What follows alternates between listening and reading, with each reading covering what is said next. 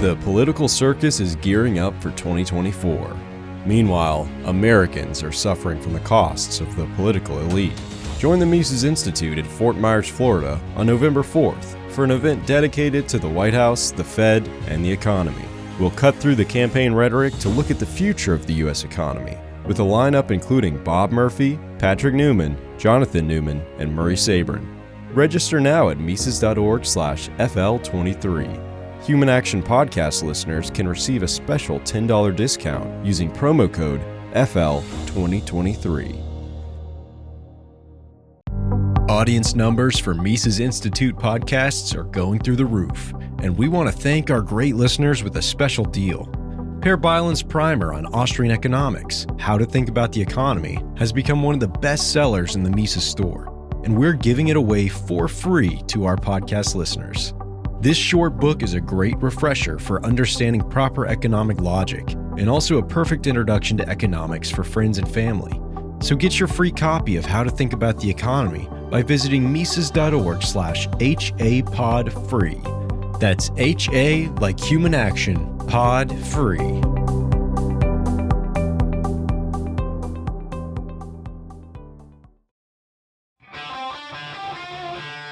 This is the Human Action Podcast, where we debunk the economic, political, and even cultural myths of the days. Here's your host, Dr. Bob Murphy. Welcome, everybody, to another episode of the Human Action Podcast. Today, I'm going to be doing a solo episode in the sense that I'm going to be the only one commenting, but I will be joined by the recording of Yaron Brook. So, Yaron Brook recently participated in a Soho Forum debate against Bryan Caplan on the resolution of Anarcho-Capitalism would definitely be awful for the world, some resolution to that effect. And I'm not exaggerating. It really was a very extreme resolution. And what I want to do, so I'm not going to referee the debate per se. I did think that Bryan's opening statement was very good. Okay, but what I'm going to do in this episode is just go through and parse much of Yaron Brook's opening statement because he was making the case. He's an objectivist, for those of you who don't know, a big fan of Ayn Rand's viewpoint, and so he would be a minarchist for people who use that term. That's what he would be. I don't think he actually likes that term himself. But that's how those who use such terminology would classify him. Thinks that the government is an essential institution that exists to protect individual rights from local criminals and foreign armies and such. Okay, so that's where he's coming from, and so he strongly disagrees with Rothbardian anarcho-capitalism and all of its variants. Okay, so that's what this debate was about, was whether that would be good or bad for society, whether the outcomes would be tolerable or not. And so, again, I don't want to spoil it, so I'm going to go through this, and then you can decide if you want to go click and watch the actual debate. But I thought it would be instructive for us here on the Human Action Podcast if I walked through his opening statement and responded. I think that's enough of a preamble, so why don't we go ahead and get going. So here is the opening clip. Thank you, guys. Thank you, Gene, and thank you, Bryan, for agreeing to do this debate. And I know it's 2 against 1, so we all know where Gene's sympathies lie. You remember that part of the movie Braveheart where Mel Gibson yells, "Freedom!" What is he yelling? What does that even mean? What's their conception of freedom back then? Is it the kind of idea we have, I think, in this room, of individual liberty, of individual freedom, of individuals using their mind to pursue their values, free or absent of coercion? Or is it the kind of freedom of my gang over your gang, my bloodline over your bloodline? I want to be ruled by a Scottish king. God forbid I be ruled by a British one. That, of course, is the way the world was for almost ever. Gangs against gangs. There was no, with some exceptions here and there, central authorities that didn't emerge out of civil wars, out of anarchy, out of a situation where people were battling each other for policing authority, for power. Security agencies of this tribe or that tribe battling each other to see who would rule over everyone else. Freedom, as we understand it, is a massive intellectual achievement, intellectual, cultural, political achievement, an achievement of ideas. The idea of individual rights, the idea of individual liberty, individual freedom, is a consequence of the thinking of philosophers, of thinkers, economists, for generations. Okay, so right out of the chute here, he is committing, I think I'm going to call him Yaron, just because to call him Brook sounds funny to me. It sounds like I'm talking about Brooke Shields or something. And so that was an actress, for those of you who are under 40. So what he's doing here, and I think this is kind of the fundamental flaw with his whole approach in this debate, among other things, but I think this is the fundamental one, is that he is, for one thing, when he's explaining what anarchy would be like in practice, he's actually describing historically what the rise of states was like. Right? When he's talking about gang against gang and, the most powerful group, might makes right and all that sort of thing. Yes, right. If you looked at human history, you'd say, yes, I see what you've done here. Yes, okay. And yet he thinks he's showing this is why we must support governments as the political institutions as we know them, because otherwise you'd have this horrible counterfactual that actually is what happened in history. Okay. Let me, maybe I'm realizing as I'm getting into this stuff, provide some terminology. So probably for the purposes of this podcast, I'm not going to be able to help myself, and I'm going to use terms like state and government interchangeably, but I am very open to the idea. Over the years, people have sometimes emailed me when I've written articles, whether for Mises.org or even going back to LouRockwell.com days when I was in grad school, making the case for anarcho-capitalism. And people have written me to say, Bob, I don't think you're really against government per se, right? Like there could be government in the family. If you go to a church, there could be elders and things like, you could get kicked out of the church if you're in flagrant violation of some of the codes there and such. And so they were making the point that you shouldn't be going around saying you're against government. You're against the state, especially if you put a capital S on it. You're against, the nation state for sure. But, don't government, if by government you just mean like the rule of law and there's law enforcement and there's a judicial system and, your standard Rothbardian anarcho-capitalism, you're in favor of all that stuff. I agree with that. And actually in my more formal work, if I'm writing something myself to make a case, I often will try to be very specific and say it's not that I'm against government per se. Okay. Also because in Christianity, there's some passages and things about like Jesus Christ establishing a government that will stand forever and such. And so it's not that I'm going to have an asterisk and say, well, it's only bad if government or humans do it. And so anyway, that's, I actually like that approach.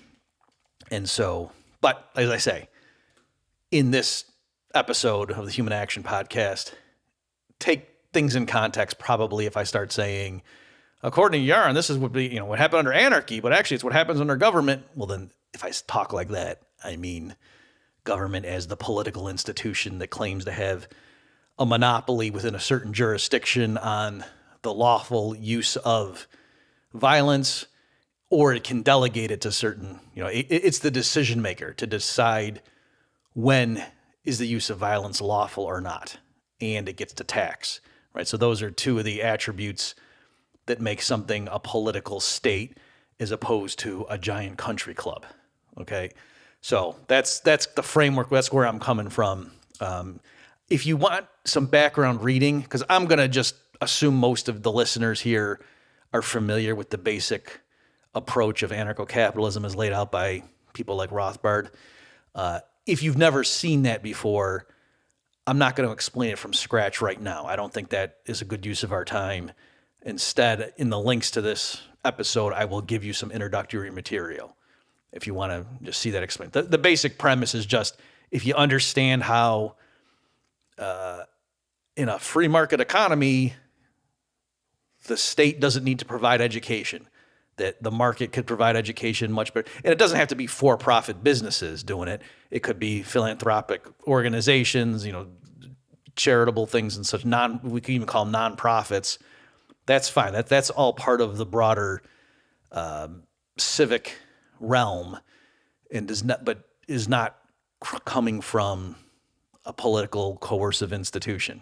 All right, so that's the sort of thing. So if you get that, and if you understand how, the roads could be privately produced, and it wouldn't just lead to 18-car pileups all the time, and so forth, and you start broadening your horizons.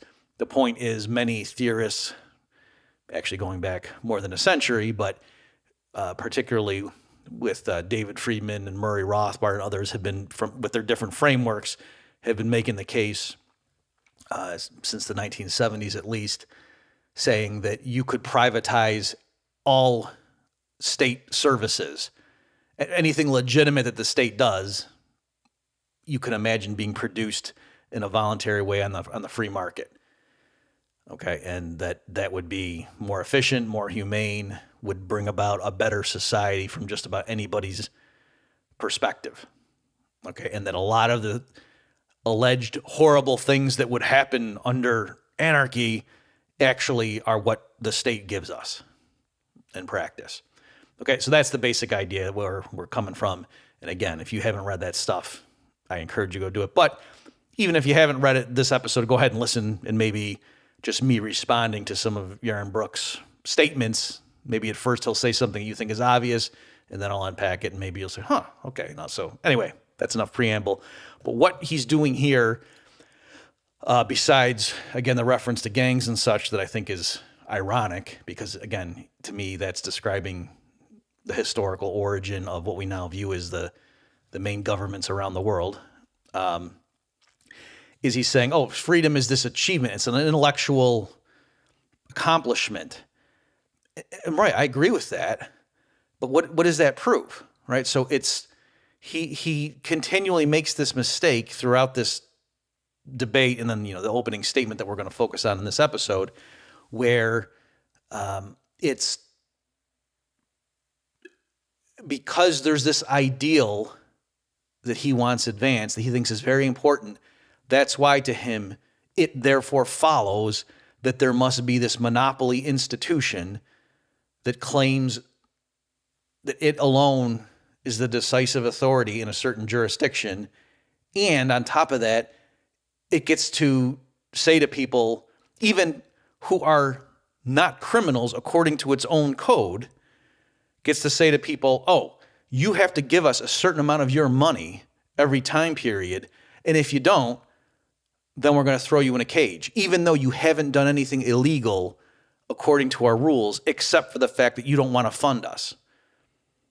Okay, and so that's a very odd vehicle that you're insisting produces this conception of freedom that you have in mind. Not to mention the fact that it literally contradicts the ideal of freedom that you have in mind. But even if it didn't contradict it, just to say that, so you could just do it with all kinds of stuff, like the idea of empirical science, right? Like, if you go back thousands of years, humans had all sorts of superstitions and ways that they tried to explain natural phenomena and so forth. But then over time, they became just more rigorous, and gradually what emerged was a set of practices that we now label science, right? And therefore, every 2 years, we need to elect a group of physicists from certain regions that conduct all the physical experiments, for those particular jurisdictions. And then every 4 years, we have a more important popularity contest where we determine who the most important physicist is going to be for the next 4 years. And that's the way we ensure the supremacy of this approach to discovering how the natural world works, such as our devotion to science, that's what we go ahead and implement. Doesn't that sound nutty, what I just said? Okay, so by the same token, right, over time, humans refined their notion of what we now call freedom, meaning, individual liberty, right? Because freedom could mean all kinds of things. When we talk about are people free, we don't mean, one thing is you could be talking about a slave market and say, wow, that's very inexpensive. I thought I would have to pay a lot for that slave, right? That's not what we mean if we say people are free. We also don't mean they have the ability to just snap their fingers and be jumping around on Pluto. The fact that you don't have the ability to do that, nobody's going to say, oh, so you're really not free, right? So when we talk about people being free, yes, it is a very particular type of thing we mean by that if we're saying it in a political context or an ideological context, right? And it's important. I get it. And so it does not follow that that's why we need to have this machinery of coercion in place that Yaron Brook says, oh, that's a government and we need it. It does not follow at all. Okay, let's move on. Because to be free, coercion must be extracted from the equation. Coercion is not something one negotiates. Violence is not something one arbitrates. Violence is something that should be avoided. It should be extracted. Okay, again, the same pattern that you're going to get sick of hearing me document this, but I just want to go through and just show how many times he does this, makes this rhetorical move. He says, oh, we need to have violence extracted from, coercion sucked out of it, all right, for this enterprise to work. Okay, well then what you obviously can't have and can't endorse is a political state, because by its very nature, it rests on coercion. It says this institution must be the monopolist provider of judicial services in this region. Again, it doesn't mean, the state can say, oh, if you're a homeowner and someone breaks into your house and you use your shotgun to kill the guy, that's fine. You're allowed to do that. Okay, but even there, so it's not that the state is claiming to have a monopoly on the lawful use of violence, but it's claiming that it determines when a use of violence has been lawful. Okay? And so the state is claiming to have a monopoly on that. Okay, well, you can quibble and somebody can argue about what exactly is it that the state's claiming it has a monopoly on. I don't want to get in the weeds on that. But clearly, it's claiming some type of supreme authority in some dimension within at least a certain jurisdiction. And again, because if it didn't, it wouldn't be a state. And you'll notice if you go and click through and watch the actual debate, Bryan Caplan, when he gets up, he says, so I'll just anticipate it a little bit, that he talks about that surely Yaron Brook he doesn't want there to be a one world government, right? And then, okay, but once you open the door to a bunch of smaller political units covering planet Earth, then he's saying if Yaron Brook is okay with that, and presumably he is, because probably Yaron Brook's not going to get up there and say we need a one world government, then Caplan's point was, how is that? Okay, so that's compatible then with one vision of anarcho-capitalism in which companies buy large tracts of land and then they set the rules just on the boundaries of what is their land, their property. And then, people are free to move. Well, actually, I should be careful. They're not free to just go onto somebody else's property without the owner's permission, just like you can't just go into somebody's house if they don't invite you in. But the idea is people would move from place to place based on the policies they prefer, right? Just like restaurants are competing for your dollars, if you live in the United States, when you want to go out to eat. And likewise, you'd have these different regions all privately owned with their different rules and such. and people would decide where they want to live. Okay, and Caplan's point was that at a high enough level, or a low enough resolution, if that's the way you want to talk about it, that is compatible with Yaron Brook's framework. It's just the way that the rules are determined on each plot of land is different. And the decision makers, if that's the generic term you want to use, for each plot of land is selected in a way that we, from our libertarian perspective, think is more legitimate than the way a globe full of political states and how they might have elections or have hereditary monarchy or whatever, that we would say, even though, yes, there's a functional sense in which these systems are equivalent, that there's a group of humans who at any given time are kind of making important decisions affecting the inhabitants on those plots of land, that some systems are more congruent with our a priori notions of libertarian justice. Okay, but again, at a functional level. So Caplan went through all that. And what I want to say is Yaron Brook just declaring at the outset that, oh yeah, what we need is for there to be no coercion involved. That's the ideal, at least, of what the state tries to achieve. That's like saying we want to have a black hole in order to shine some light on a situation. By its very nature, the state cannot do what Yaron Brook wants it to do. So it may be that a system of privately held plots of land where the owners set their rules and whatever, maybe that would lead to outcomes we don't like. Like, for example, maybe the owners, the property owners would advertise as, hey, come live here because we promise we will just, we'll take 1% of your income every year. And we'll call that like a homeowners association fee. And so, it's not a tax, right? And assuming it was all voluntary on the front end and people decided, yep, okay. And assuming at the outset, we were basically okay as libertarian theorists with the fact that, oh yeah, the people who are making these announcements really are the legitimate owners. They didn't just get a bunch of guns and decide, hey, we're the people running this property, this plot of land that's giant. Okay.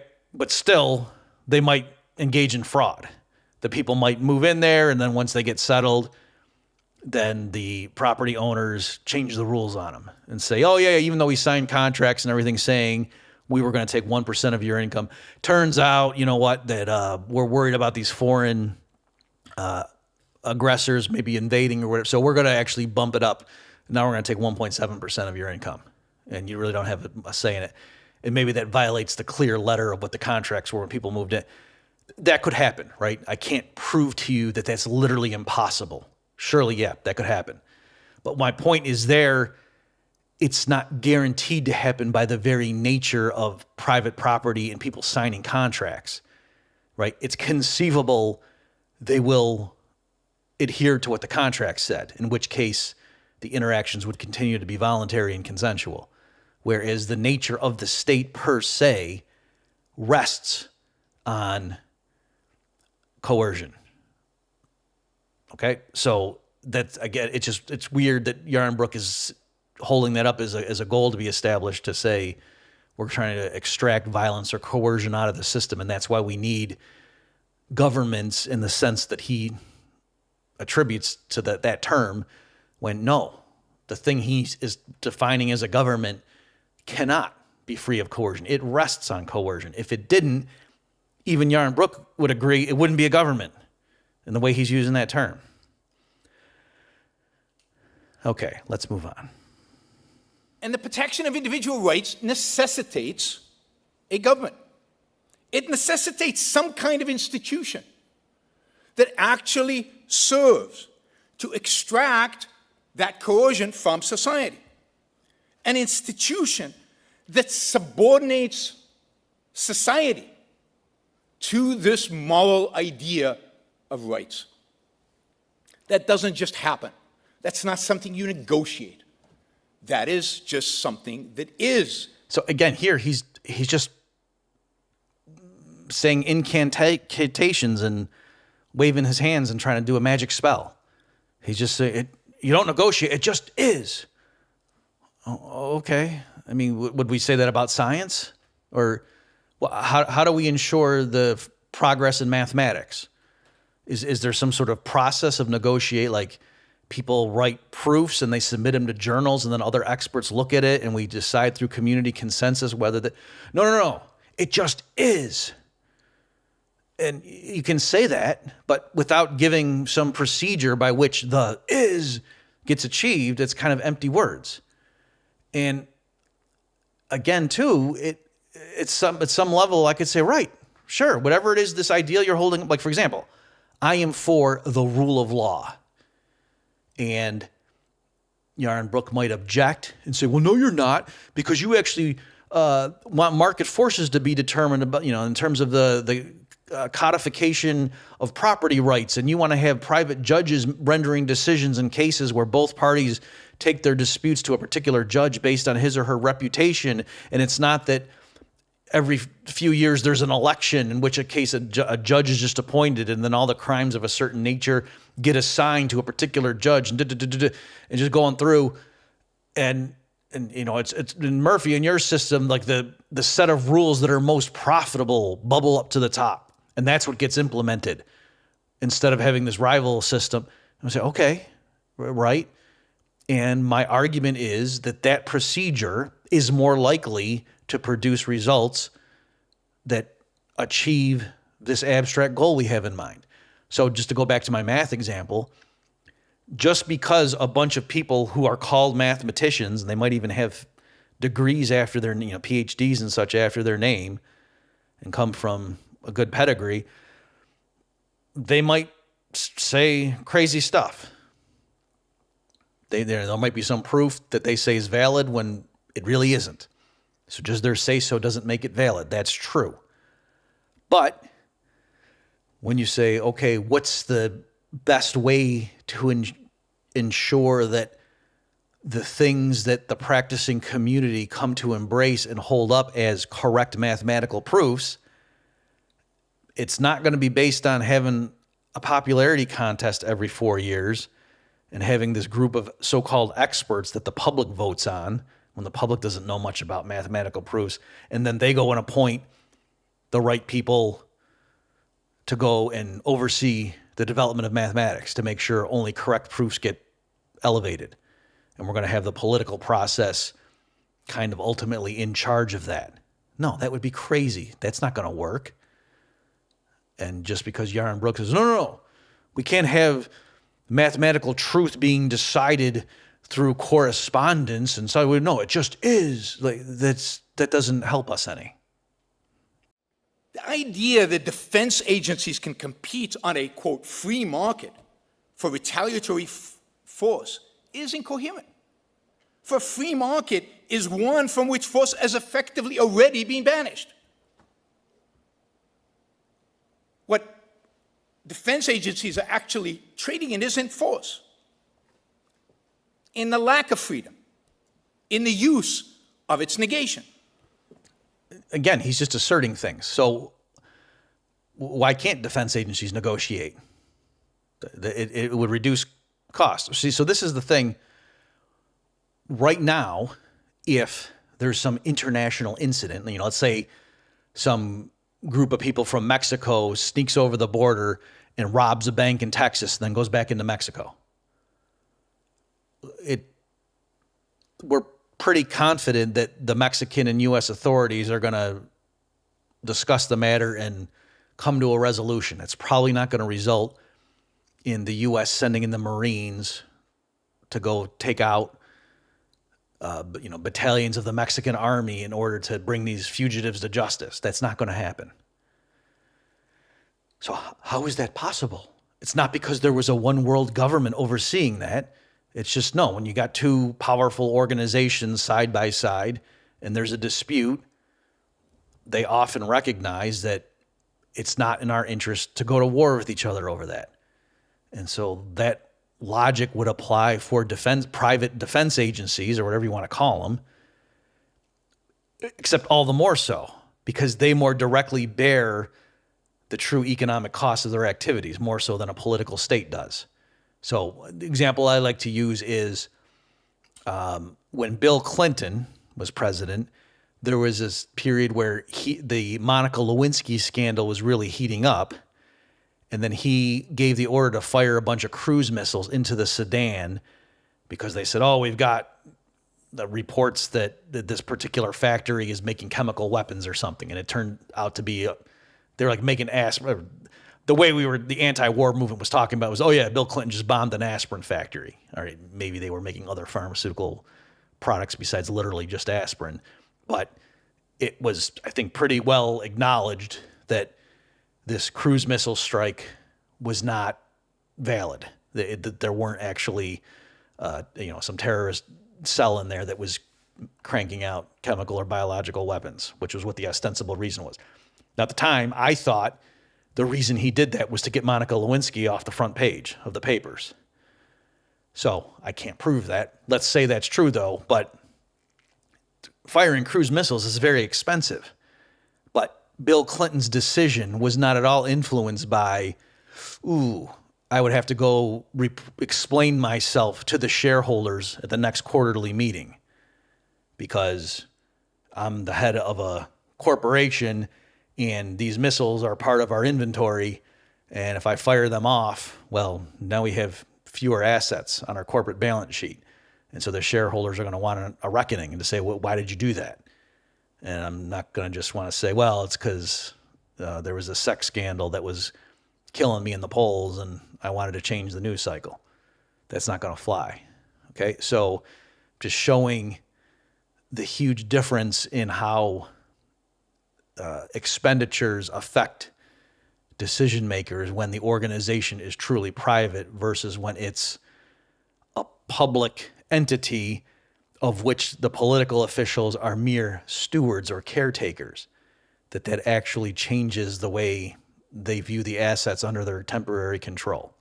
And so, since among other things, open warfare is very costly, other things equal, you would expect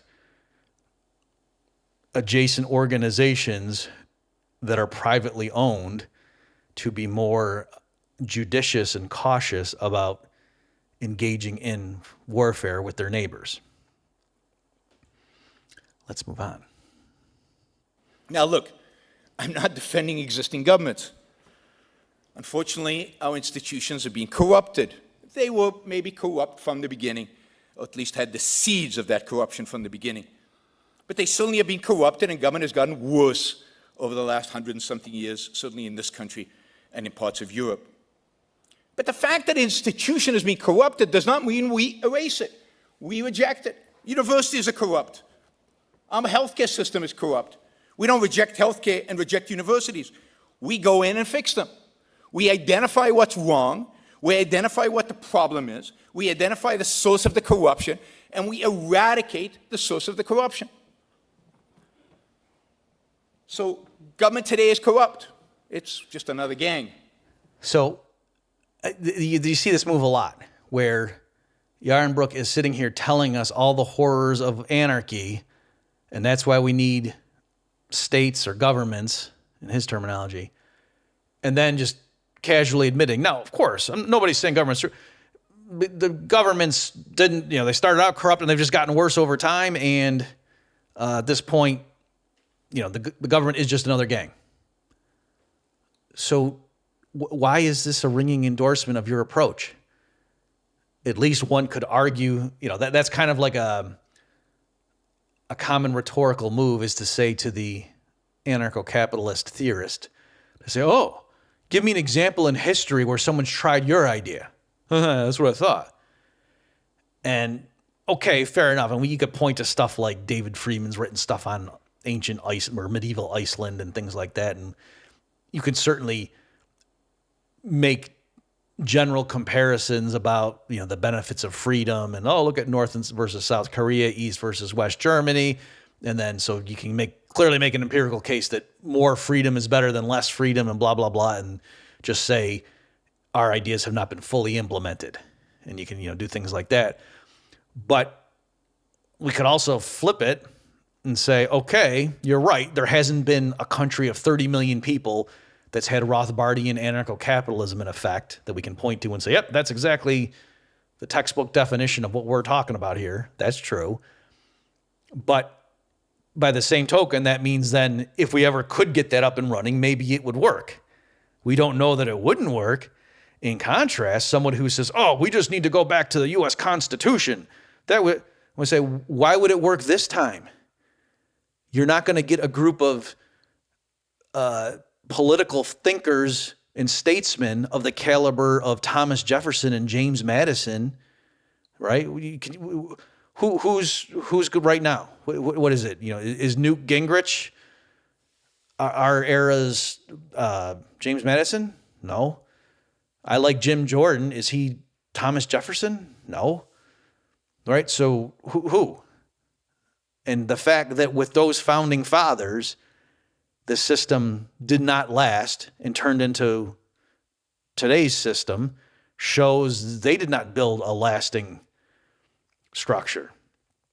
That the so-called chains of the Constitution turned out not to be so restrictive after all.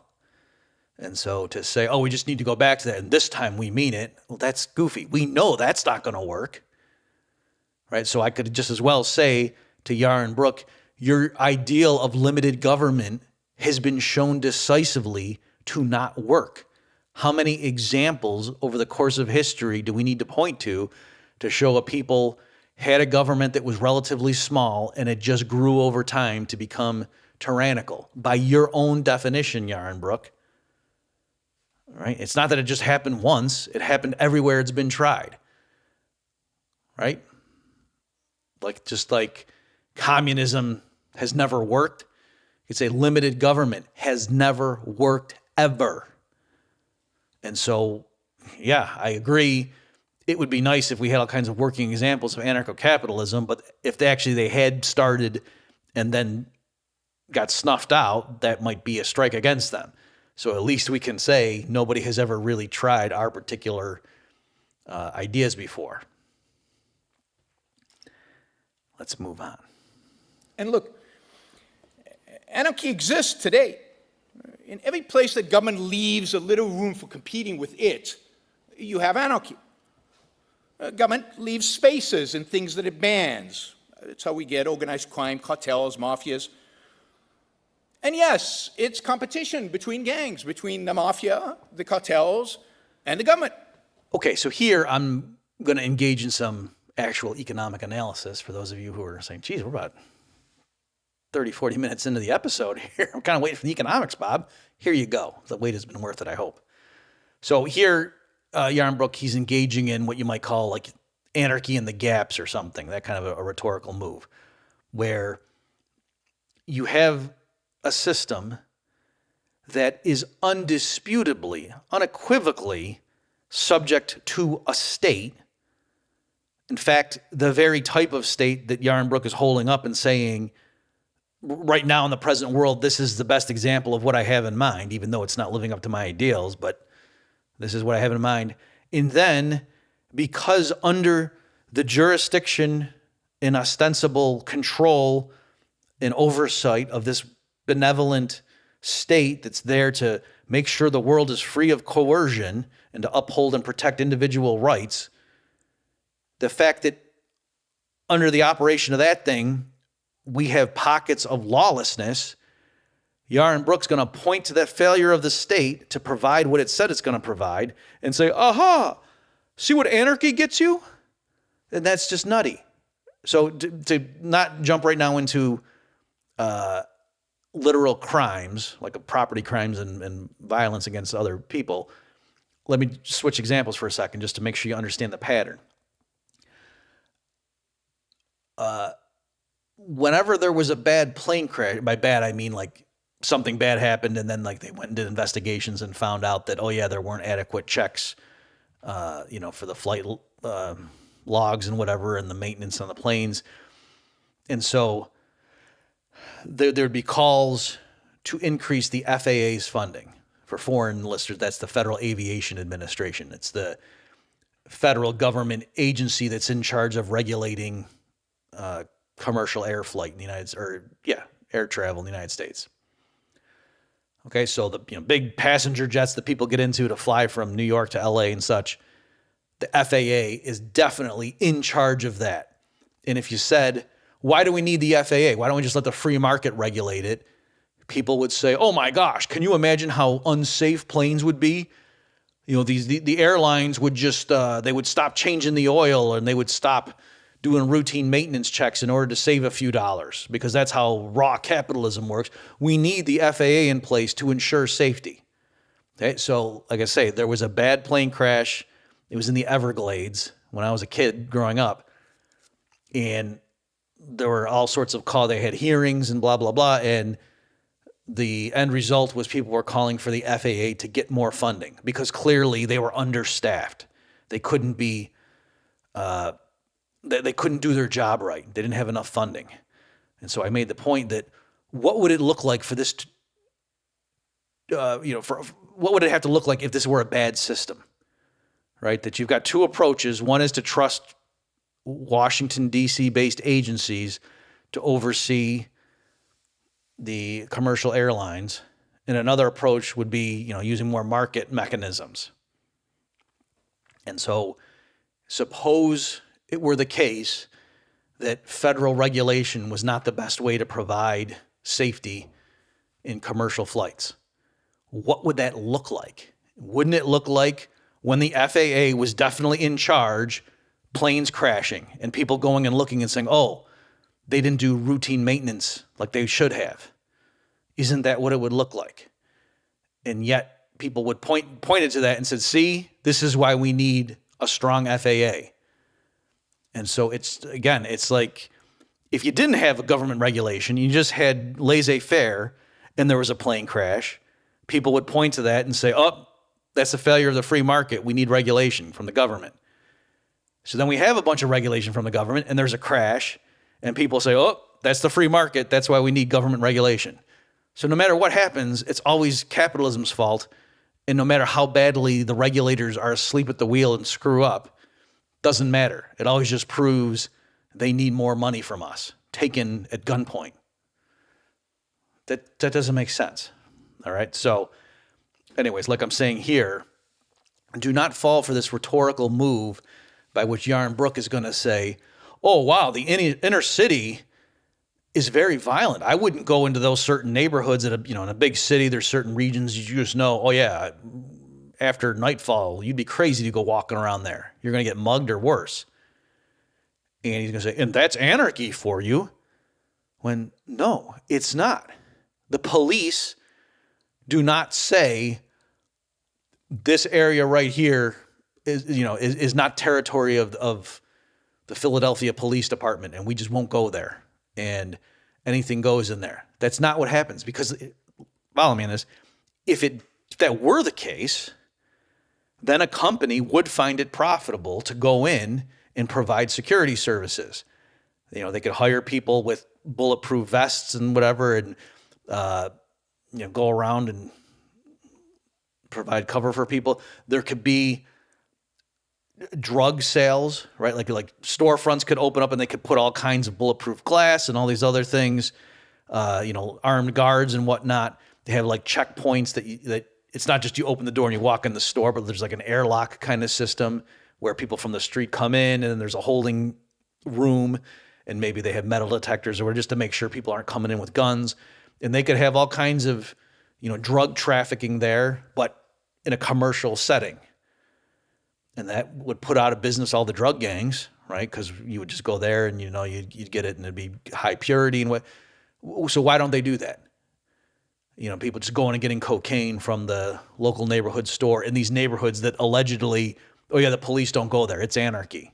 There's no government presence there. It's just all, well, the reason is because they would be arrested. The local residents or the, local pastor or something from the Baptist church down the street would go on the 6 o'clock news and say, are you kidding me? They're selling cocaine to our school kids in broad daylight. The mayor needs to do something. And they would go in and they would shut the place down. Or they would, they would figure out what bank accounts this business is tied to, and they would go seize their funds or whatever. So no, it is not true that the government literally just says anything goes in this particular region like it's the Hunger Games or something. That's not true. What is true is the police will nominally say, oh yeah, we have the authority. If we want to, we can come in and arrest people and do whatever we want. We're still the cops. We still have jurisdiction. It's just we choose not to respond to 911 calls coming from that area. So it's the worst of both worlds, where they still outlaw their competition.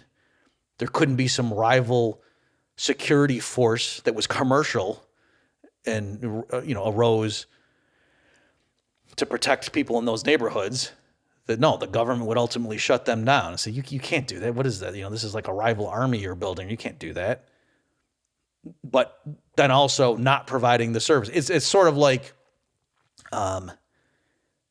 if there were people in federal prison and then the warden just decided to stop feeding them and they all starved to death. And then, lots of people, including many libertarians, were outraged. Like, what? The government just, look at those decisions from this state employee, this warden who's running this federal prison, just murdered 1,000 people or whatever. I don't know how many inmates there'd be. And then it would be a weird thing to come back and say, oh, I thought you were a libertarian. So now you want the government to be handing food out to people? I thought you wanted the market. You see how that'd be goofy? It's like, well, no, the market can't work if you're grabbing people and putting them in cages. No, if you're doing that, you have to feed them. Otherwise, you just kill them. Okay, now if they were a convicted murderer, maybe you're okay with that, but that would be like a judicial death penalty, execution. that wouldn't just be, hey, I'm just doing laissez-faire. You guys, you don't want handouts from the government giving food to people. That's against your principles, isn't it, Murphy? That would be goofy. All right. So likewise, the fact that the police and the courts or whatever don't do a good job protecting people from drive-by shootings in bad neighborhoods, that doesn't show this is anarchy. No, what that shows is this is why you shouldn't trust the state to protect you, because they won't, particularly if you're poor and from a community that doesn't have a lot of political pull. So go around and look at those poor neighborhoods where there's carjackings and drive-by shootings and things like that all the time and say, yep, this is what happens if you foolishly trust politicians to keep you safe. In contrast, the people even in those poor neighborhoods are walking around with working iPhones, right? The McDonald's Happy Meals and whatever, they're still pretty good at those neighborhoods. It's not like getting a cheeseburger from that McDonald's is way worse. It's going to be full of rat poison or something compared to a cheeseburger from McDonald's in a suburb where it's mostly white people living. No, the food's generally the same. I mean, there's other, certain things, but it's basically the same service. If you stop at a gas station to get gasoline, it's not going to wreck your engine. But if you have to go to a government school in the poor neighborhood, that's going to be terrible compared to the government school in the suburb where there's mostly white kids going there. That's true. So government services, and this is true. I experienced this firsthand when I first graduated from college. I spent a summer when I was waiting to go to NYU in Chicago, and I was broke, and I lived in a very poor neighborhood, and they had rolling blackouts that summer because the demand for electricity to people running their AC and whatever, it was a real hot summer. The demand for electricity was higher than the system could supply. And so the solution was to have so-called rolling blackouts. And you know what? Our neighborhood got hit. I don't think the rich neighborhoods got hit. Whatever formula they used, I don't think those people had to turn off their AC during the summer. So again, it's what these examples are showing is not, hey, that's anarchy for you. It's showing why the state providing services to people is very selective and not responsive to genuine need.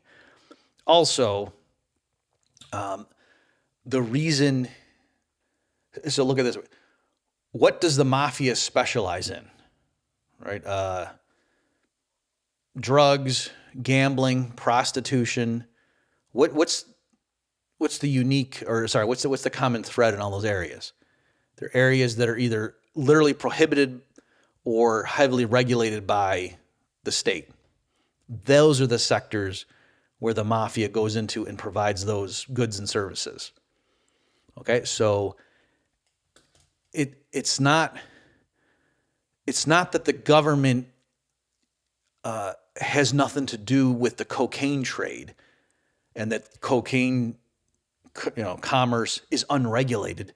No, that's the most regulated commodity there is in the United States. The penalties for engaging in commerce in cocaine are extremely high, right? So to look at the violence in that industry and to blame that on a vacuum created by the lack of the state has things upside down. No, the violence is precisely in those areas where the state intervenes the most. If you want to look at like where there's a vacuum, stuff like if you buy something on eBay and the guy doesn't send it to you, then it's probably not worth it for you to try to take him to court or something. You're just out. And yet there's mechanisms in place to protect your money. There's rating systems or whatever, so you can see, this seller, have other people used him before and whatnot. All right. So it's certainly not that there's a bunch of drive-by shootings in online book sales or whatever, even though you might think there would be, because the government doesn't protect that industry. No, that's not there at all. All right. So if you, and this isn't just speculation, in the 1920s in the United States, alcohol was illegal, and organized crime, guys like Al Capone, thrived in that sector. They were in the alcohol trade, just like today gangs are in the narcotics trade. And then when they legalized it, all of a sudden you can go buy alcohol and you don't have to deal with organized crime. There's not drive-by shootings for, turf battles over who gets to distribute the whiskey on this street corner versus that street corner. That doesn't happen. That would be nutty. Why would anybody shoot somebody over alcohol? But yet they shoot people over heroin and cocaine. That happens all the time. Not because there's something intrinsic to those products, but because right now there are huge legal penalties involved with the sale of them. And so that's why after the dust settles, when that sort of penalty gets imposed, the only people remaining who are producing in those sectors are criminals and people who don't have other good options, but they have a propensity or a proclivity for violence, and they're good at using violence to get their way. How do you monetize that? Well, in our kind of a system, you could become a big-time drug dealer. That's one way to do it. Whereas you can't say, you know what I'm going to do? I'm going to become a big-time beer distributor. And that's how I'm going to use the fact that I'm really good at killing rivals and, leaning on people to get them to buy my product. No, that wouldn't serve you well in a legal, reputable industry full of legitimate business people. You're not going to rise through the ranks and become a CEO because you're so good at intimidating people and occasionally killing them. Those skills are not valued there. Okay, so contrary to Yaron Brook, the fact that the mafia is active in certain sectors right now, that's not showing you, and this is what would happen if the government just disappeared altogether. The mafia would take it. No, where the mafia thrives right now is not where the government dares not dip its toe.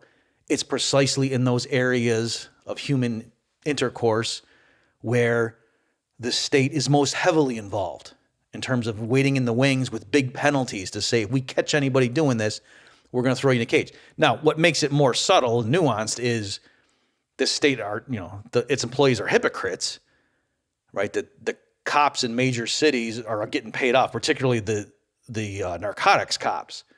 They're getting paid tons of money from certain drug dealers to not arrest them, but just to arrest their rivals. So, again, maybe Yaron would point to that and somehow try to argue, that's anarchy in practice. No, that's the state being hypocritical and corrupt. So you can't point to the state's corruption as evidence of the necessity for a state. That doesn't make any sense. Just because state employees are corrupt doesn't make the definitive case for anarcho-capitalism, right? You could say, oh yeah, every human institution is corrupt and blah, blah, blah. Okay, that's fine. I'm not saying that. But what I'm saying is you can't point to the failings of the state as evidence that the state is good. That doesn't make any sense. And yet Yaron Brook is doing that all over the place in this opening statement. For example, here's a good one. You can always imagine a security force that is protecting, I don't know, the interests of minorities. I don't know, those who hate abortions and want to persecute the doctors who have abortions. I don't know what the position of this audience with regard to copyrights are, but I'm sure there's disagreement. Well, my agency wants to protect copyrights, and Bryan's agency doesn't want to protect copyrights. What do? Half of a copyright? We negotiate sometimes. Sometimes we do it. What about sex with children or any other horrific thing you can think of? What if there's a specific agency protecting the people who are willing to engage in those activities? And what if they have big guns and you don't want to mess with them because it's too expensive and it's too costly? Now, I don't know how Bryan Caplan didn't, I guess I'm giving some spoilers. Bryan never gave an uppercut for that, even though Yaron was sticking his chin out. All right? What he was saying, I'm going to elaborate on what he was saying, but I'm not, making up a point. This was his point, was, can you imagine under anarchy why there could be powerful people who engage in pedophilia and then don't get punished by the authorities? Can you imagine a horrible world like that? That's why we want to have institutions like the U.S. government in charge, to make sure that if powerful people, had an island somewhere and flew in private jets over there to do things with underage girls and everybody knew about it, that nobody would get punished except the one guy gets caught and then he kills himself while in custody and everybody knows he didn't, and everyone just kind of moves on with their lives. That's what would happen under anarchy, but not under... Okay, I guess everyone sees what I'm doing with that. That it's just hilarious to me that he's pointing to something that happened right now under the current system as proof of, look how bad things would be if we didn't have this current system in force. And almost perhaps anticipating that, Yaron Brook admits it. Here we go. And there's a sense in which today's political system is more similar to anarchy than it is to proper capitalism. We have pressure groups, gangs, trying to get their way. And yes, some of it's money, some of it's votes. But the point is that our rights are not protected. We as individuals, force is not banished from our society. It's competed over by all these pressure groups in our political system, trying to take stuff away from us, trying to take our liberty away from us. We're much closer to anarchy today than we are to true freedom and to true capitalism. Okay, and so now he just literally said, one of the arguments here that I've been making is that what Yaron Brook is trying to do here is to say, yeah, look around you. You see how bad the world is right now with states in operation? This is why we need states.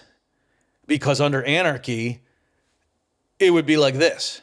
And we can all see how awful this is. So that's why we need to have the institutions who are in force, to make sure the world doesn't end up like this, the way it ends up under governments.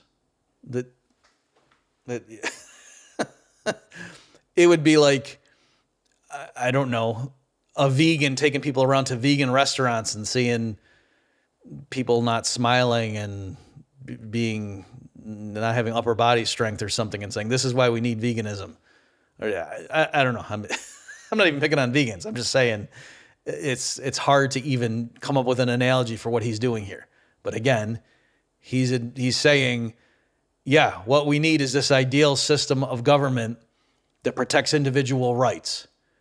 And yes, in practice, and he's saying, because if we had anarchy, it would produce all these, it'd be the rule of might makes right, and there'd just be gang warfare, and it'd be corrupt, and just pressure groups, just vying for things. There'd be no principles really being upheld. It would just be pressure groups where. And then, now it's true, in the world right now, which is clearly not anarchy, there's governments all over the place. The outcome is not what I, Yaron Brook, am holding up as the ideal. The outcome actually is closer to what I'm saying would happen if we had a totally different system in place. And that's why I am claiming, as Yaron Brook, that we need to have governments like we have right now, except I'm going to tweak how they behave so that the governments right now, even though they're producing the outcome that I'm saying anarchy would produce, and governments don't produce, I'm just going to come up with a way that the governments end up producing the good result. All right, so now let me just close by mentioning, of course, you can have better states or worse states, right? I would rather live in the United States than in North Korea. Sure. But when you start going through and looking, to explain why is that, I just want to say, okay, yeah, there's differences in the system, there's differences in the people, cultures, whatever, value systems, who knows, whatever it is that you think is the reason or reasons that it's better to live in the United States than in North Korea. And I want to say that in a system that adhered to private property rights and an anarcho-capitalist framework, the same thing would result, that the people in that society could be better or worse, and so things could go better or more poorly, but you got to do apples to apples, right? That I can imagine a system of angels living in a limited government framework where things are okay, right? Like, the United States in the 1950s or whatever, and yes, there was more prejudice and such and things like that, so it wasn't a perfect system, but there were many respects in which that was all right, at least domestically, okay, and certainly better than living in the Soviet Union. And you can imagine that, a group of people under anarchy who are just savages and just like Somalia when its state fell. There was a period there where even I was, that was legitimate anarchy in the sense there was no political authority and power over that region, and I would not want to live there. So that's true. You can do comparisons like that, but guess what? Those same groups of people and those tribes and ethnic clans and whatnot, when they had a political institution, right? Because it wasn't that Somalia was anarchy for 500 years. No, the reason it was anarchy was because the previous governmental state system collapsed because it was so corrupt and awful. And so Somalia under anarchy was actually better than Somalia with a state. And so likewise, I would say if you start like with the United States and its population and the customs we have and the expectations and how most people go about their lives and they don't expect a truck full of people with machine guns to pull up and start gunning people down. I'm saying you start with the U.S. population and then you get rid of the coercive institution and replace it with voluntary consensual arrangements that would be even better still, I claim. All right, so that's the way to make these comparisons. And so, yes, I am sure Yaron Brook could say, I would like, states instead of doing X, Y, Z, they ought to just do this and respect the constitutions and they shouldn't engage in redistribution. They should just protect individuals. I agree with all that. But the question is just, how do you limit the state? What incentives do you put in place so that state officials actually operate like that? Just like I can go ahead and give a list of, under ideal anarcho-capitalism, no defense agency would ever steal from its own clients and blah, blah, blah. And, I can say all those things and Yaron Brook's going to laugh at me and say, no, in practice, even if they said that stuff, what's to ensure that they would live up to it? Right, that's a fair question. And so it's a comparative institutional analysis. And I'm going to say in other contexts, we understand full well that, hey, if you want to produce cars, what's the best framework, what's the best system, if you will, to ensure that high-quality cars get produced at an affordable price and that cars aren't blowing up all the time when people are just driving around? I would submit having a competitive industry where people can start car companies, shareholders can come together and start big ones and whatnot. And you just have a basic framework of the rule of law, property rights, and let open competition rip. That's a much better system than if a bunch of central planners in Washington, D.C. decide what make and model and how many of such are going to be made each year. And, that they raise all the funds through taxation and then just hand out cars to people based on their need. That would be an awful system. Can you imagine how bad the cars would be under that kind of a system? And so likewise, when it comes to even providing justice services or military defense, the same logic applies. Now, since we know what it looks like to see a free market in cars, that doesn't seem crazy to us, whereas it's not obvious. What would it look like? What do you mean a free market in judicial services? How could that? I get it. I'm not saying there wouldn't be more work to be done, but a lot of that work has been done. And if you've never read that stuff, again, check out the links I'll put in the show notes page here. But the point being that it's not enough just to say, oh, this is my ideal, and so what we need is a system that officially recognizes this as the ideal. Oh, okay. That doesn't mean that's going to be achieved, right? The leaders of the Communist Party in the Soviet Union, they gave a lot of lip service to their ideals, but they didn't live up to them. And that wasn't anarchy, that was a state. So the state can all the time, its officials can say all sorts of nice stuff about what they're doing. And, like some of the most horrific regimes in the 20th century had very noble sounding names as to what they were all about. The People's Republic of kind of stuff. And yet, no, it was not really an organization devoted to the people, was it? Okay, well, that's a good spot to wrap up. Thanks for your attention, folks. Hope you gained something from this, and I'll see you next time. Check back next week for a new episode of the Human Action Podcast. In the meantime, you can find more content like this on Mises.org.